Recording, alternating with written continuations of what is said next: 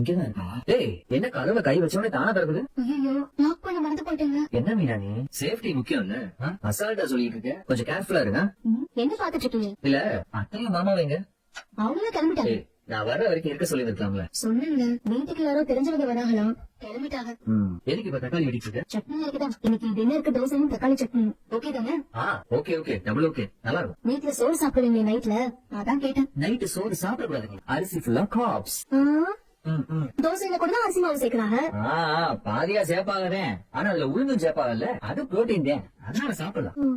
சரி சொல்லு, இப்ப நான் உனக்கு என்ன ஹெல்ப் பண்ணணும்? இப்போதைக்கு நீங்க எதுவும் பண்ண வேணாம்.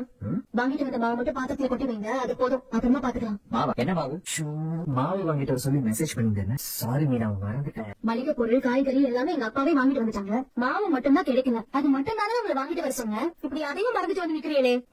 சாரி மீனா, மாவு இல்லாம தோசை சுட முடியாதா? Sorry sorry. நான் போய் உடனே மாவு வாங்கிட்டு வரேன். மீனா, இந்தா மாவு வாங்கிட்டேன், கூட பால் வாங்கிருக்கு. சரி மீனா, எனக்கு பசிக்குது, நான் போய் ஃப்ரெஷ் ஆயிட்டு வரணுமா இல்ல வேற ஏதாவது ஹெல்ப் பண்ணணும்? இல்ல நீங்க போய் ஃப்ரெஷ் ஆயிட்டு வந்துருங்க, நான் அதுக்குள்ள தோசை ஊத்துறேன்.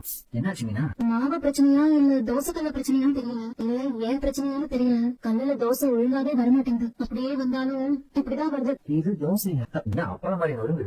இதுவும் சரியா வர மாதிரி தெரியலங்க. ஆமா, இன்னைக்கு என்ன கிழமை? புதன்கிழமை. புதன்கிழமையா?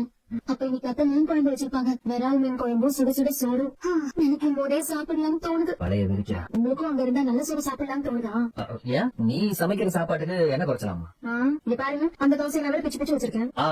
அது நீ புருஷனுக்கு இந்த தோசைய பிக்கிற கஷ்டத்தை கூட கொடுக்க கூடாதுன்னு அவங்க அழகா தோசையை ஊத்தி கொடுக்குற. அதுல என்ன தப்பு இருக்கு? கொடு நான் சாப்பிட்டுக்கிறேன்.